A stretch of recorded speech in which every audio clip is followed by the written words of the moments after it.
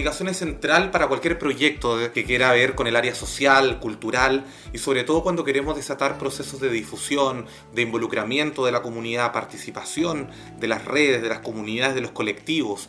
De qué manera la comunicación no solamente es salida, sino que también es entrada, proceso y también resultado y evaluación. Eso vamos a discutir en Fonías Locales, un podcast para poder también conocer el máster propio de la Universidad Complutense de Madrid, Metodologías Participativas y Comunicación para la Intervención Social.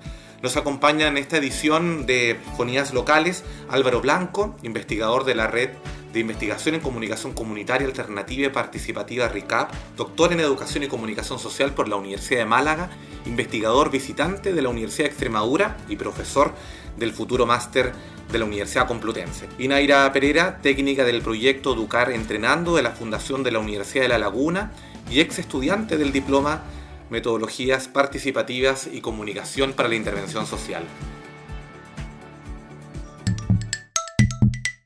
Fonías Locales, voces para amplificar los territorios.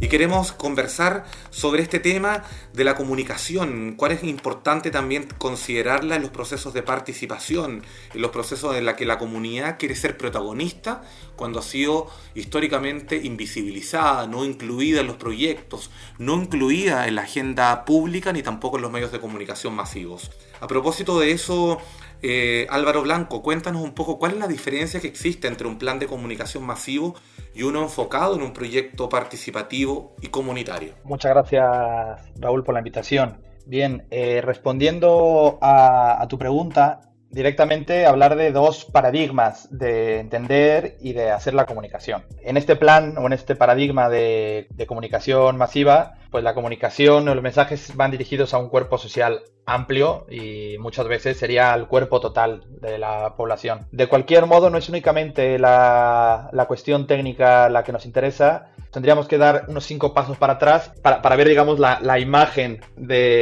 completa de lo que está sucediendo. Se trata, por un lado, modificar las técnicas, pero por otro, este plan de comunicación, que los miembros de las comunidades, de las localidades o determinados barrios logren apropiarse de sus propios procesos comunicacionales, de sus espacios, de su tiempo y de sus canales propios. Y bueno, qué interesante también, esta idea de, claro, tenemos primero una cultura de medios, y esa cultura de medios que tenemos que viene desde muy pequeño, cuando nos exponemos ya a la radio y televisión y hoy día a las nuevas tecnologías digitales y a las nuevas que van apareciendo, estamos expuestos completamente a ese bombardeo. Entonces, a partir de esa cultura que ya tenemos, ¿de qué forma nosotros nos podemos apropiar de esas herramientas para poder desatar proyectos que tengan dentro de su proceso la comunicación como una herramienta, como un vehículo para poder transformar finalmente nuestras comunidades? Y a propósito de eso, cuéntanos, Naira, de tu proyecto que desarrollaste allá con la Fundación de la Universidad de La Laguna. ¿Cómo diseñaste el plan de comunicación con la comunidad? Hola, gracias Raúl por invitarme. Hola a quienes nos escuchan. Bueno, por poner un poco de contexto, estoy trabajando en un programa vinculado con el deporte, de Educar Entrenando, es su nombre, y se inició, bueno, pues por la preocupación que algunos clubes de la isla de Tenerife manifestaron en relación a algunos de los problemas que estaban encontrando en el deporte base, ¿no? En la isla, relacionados principalmente con cuestiones como la conflictividad y las violencias. Bueno, pues como cualquier otro proyecto, cuando pensamos en el plan de comunicación, pues nos planteamos qué queríamos comunicar, para qué queríamos comunicarlo y sobre todo cómo queríamos hacer esa comunicación, en el sentido también del que estaba hablando Álvaro, ¿no? De cómo hacer, cómo empezar, pues, estamos en un momento como muy inicial del programa, pero cómo empezar a incorporar la comunidad deportiva en ese plan de comunicación en términos de que se apropiaran, ¿no? De esa propia comunicación. Bueno, decía que quizá el nivel de participación de la comunidad deportiva en el programa Educar Entrenando, pues al estar en este momento más inicial, pero sí que nos parecía importante como mínimo intentar a través, en nuestro caso, algunas de las estrategias que utilizamos fue elaboramos un cuestionario en el que además de otras cosas preguntábamos a la comunidad deportiva qué canales de comunicación suelen utilizar o preferían usar para mantenerse informados o informadas del devenir del programa, de las distintas actividades que hacemos dentro del programa. No la podíamos pensar como algo como algo homogéneo, ¿no? Sino compuesta por pues las directivas de esos clubes deportivos, los y las familiares de las deportistas, las propias deportistas, etcétera, ¿no? Entonces, teniendo en cuenta esto, también nos parecía importante porque pues las deportistas son menores de edad, utilizan unos canales, las directivas quizá utilizan otro tipo de canales, etcétera, ¿no? Otra de las estrategias que nos pareció que podía ser muy útil, ¿no? Y que creo que efectivamente demostró su potencialidad era que, bueno, después de un año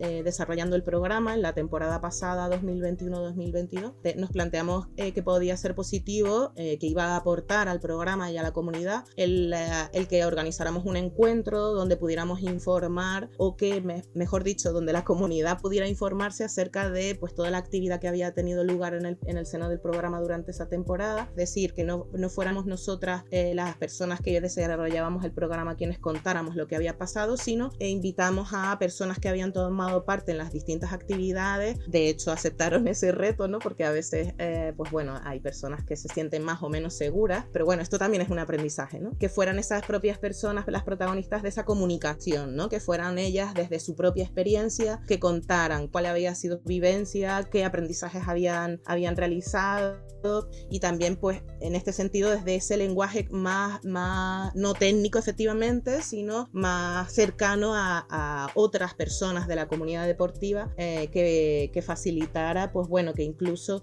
pudieran posteriormente acercarse, ¿no? Con la curiosidad de poder profundizar en aquellas cosas de las que se había hablado en ese encuentro. Muchas gracias, Naira. Bueno, que también qué interesante eso, porque claro, cuando te escuchamos a ti vemos en un proyecto, o sea, vemos un proyecto real, vemos una comunidad, cómo poder trabajar valores, cómo poder incluirlos dentro de los procesos de planificación de la comunicación en términos de manera temprana. Por otra parte, también esta idea de comunicación participativa, pero también una comunicación o un proyecto de comunicación informado. Es decir, es como cuando tú te reías, ¿cierto? Pasemos la posta, o sea, como no es fácil, pero que ahora la misma gente que participó es la que tiene que ahora ser, digamos, portavoz, líder o lideresa y poder desatar, digamos, dentro de su comunidad esos procesos de información para que la gente se sienta comprometida, se sienta parte, esté informada, tome decisiones y diga, bueno, yo quiero participar de esto y quiero seguir participando y quiero saber qué sigue pasando en mi comunidad con este proyecto de Educar Entrenando. Y Álvaro, también nosotros, claro, el máster propio de la Universidad Complutense, Metodologías Participativas y Comunicación para la Intervención Social, tiene una parte teórica, ¿no es cierto? Sociopraxis desde la sociología, tiene comunicación participativa desde la comunicación, pero con esta mirada interdisciplinaria siempre, con distintos profesores y profesoras que nos aportan de distintas herramientas y técnicas, también nos aportan esta parte práctica. Entonces, a propósito de esto, ¿cuáles son las herramientas que se le entregan a los estudiantes para desarrollar un plan de comunicación que tenga, entre otras cosas, claro, lo primero, un enfoque social, ¿no es cierto? Segundo, participativo, desde etapa temprana hasta la evaluación, y sobre todo que, claro, que podamos ser capaces de evaluar los elementos, las fortalezas, las debilidades y seguir para adelante, digamos, para que este proyecto, la misma comunidad, lo tome con sus manos. Remarcar que el plan de comunicación y el diseño participativo, estos dos se van desarrollando a la par, se van construyendo y se van hilando.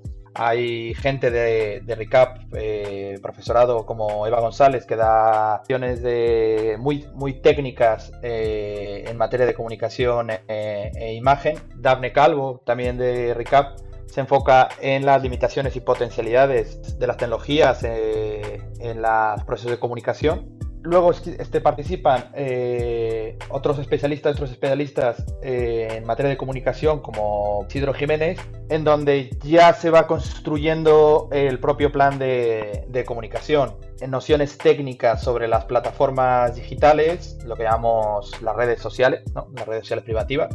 Va construyendo el plan de comunicación, digamos, a partir de un esquema muy general, que sería pues el diagnóstico del emisor, muy importante cómo nos ven los demás, el diagnóstico de los recursos con los que contamos como emisores, los valores que queremos transmitir y los distintos públicos. Y a partir de ahí se va a ir diseñando la campaña. Y evidentemente una serie de indicadores con los que nos van a servir para la evaluación final. ¿Qué es importante agregar a todo lo que acabo de comentar? Pues que el plan de comunicación se va a ir adaptando en función del proceso participativo al que se corresponde.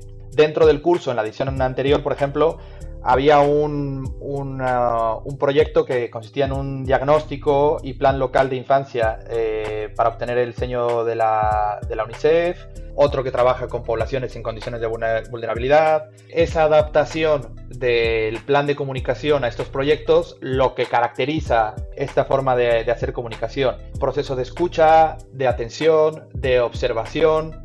Por mi parte, abrimos siempre un espacio de reflexión teórica sobre los retos actuales que dinamitan este tipo de comunicación, o que la obstruyen o que la dificultan, que sería pues considerar la disposición con la que cuenta la gente, ¿no? La disposición de tiempo que tienen, y también considerar los espacios de encuentro físicos de las localidades concretas en los que estamos desarrollando los procesos. A propósito de esto, Naira, ¿cuáles son los resultados a la fecha que tú nos podrías contar de este proyecto que estás desarrollando allá con la Fundación de la Universidad La Laguna, y también sobre todo cuáles son los aprendizajes con los que te quedas y que tú se los puedas contar o transmitir a la gente que está escuchando Fonías Locales?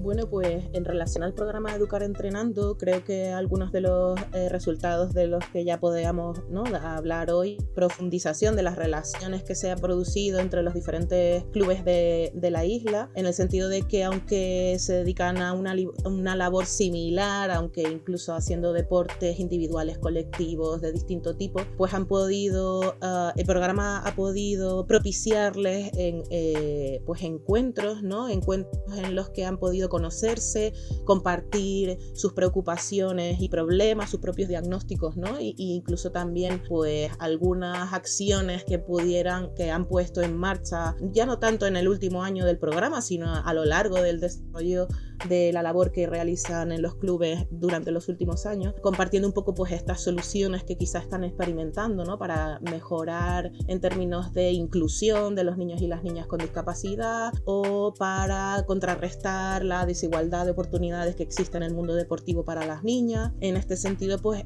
compartir ese conocimiento de la realidad que tienen, ¿no?, desde su lugar, desde su club deportivo, en cuanto al deporte de base en la isla. Creo que también otro resultado positivo es la generación de pequeñas colaboraciones que se han materializado entre estos clubes. Con esto quiero decir que efectivamente los resultados del programa van más allá del propio programa, ¿no? Y creo que esto es algo valiosísimo. Creo que también hemos podido percibir un aumento en la motivación de los clubes en cuanto a las posibilidades que el programa les genera para poder mejorar en esta labor educativa que hacen, ¿no? Porque si bien es cierto que en algunos contextos hay personas del mundo del deporte base que todavía discuten si esto, es decir, ¿no?, hablamos de si la educación es algo que debe estar presente en los clubes o no. Creo que estamos todavía en un momento en el que, bueno, pues que esta discusión se está produciendo y creo que es positiva, ¿no? Aunque nosotras desde el programa tengamos una idea clara de que la educación en valores debe estar, ¿no?, en el deporte base, en tanto en cuanto el deporte base siempre, o sea, en años anteriores ha sido un poco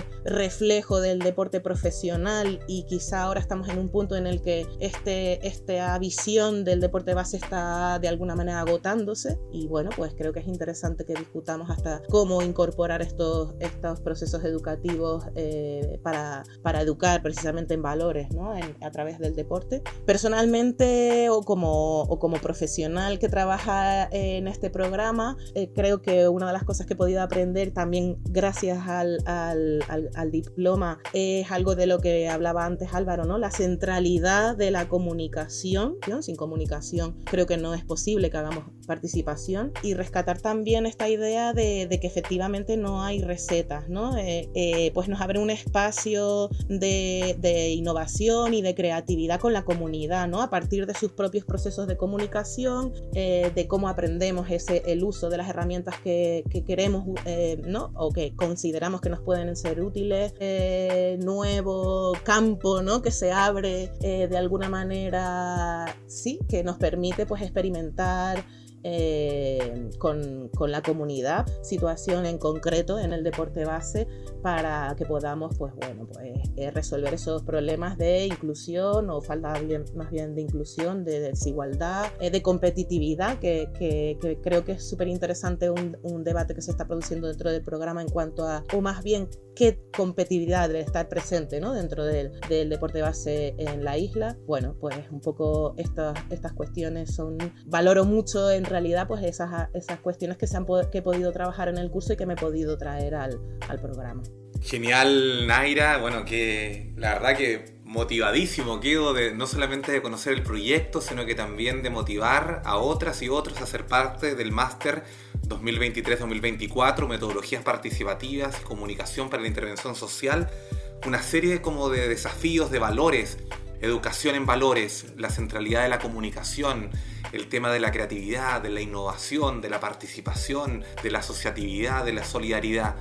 Valores que sin duda no solamente nos llenan el alma, sino que son elementos fundamentales para hoy día, para una democracia que es tan deficiente. Hoy día una democracia que grita quizá desde abajo, que yo también quiero participar, que también quiero ser protagonista de esto, y sobre todo con un sentido de pertenencia, con un sentido de pertinencia también, y sobre todo de un desarrollo distinto, modelos nuevos en los cuales las personas estén en el centro y puedan ser motores de sus propios cambios. Así que muchísimas gracias a Álvaro Blanco, investigador de la RICAP, profesor del máster 2023-2024, doctor en Educación y Comunicación Social por la Universidad de Málaga, investigador visitante de la Universidad de Extremadura, y Naira Pereira por compartir tu experiencia como técnica del proyecto Educar Entrenando y también como ex estudiante del diploma, ahora máster de la UCM, Metodologías Participativas y Comunicación para la Intervención Social. Muchísimas gracias Álvaro y Naira por participar de Fonías Locales.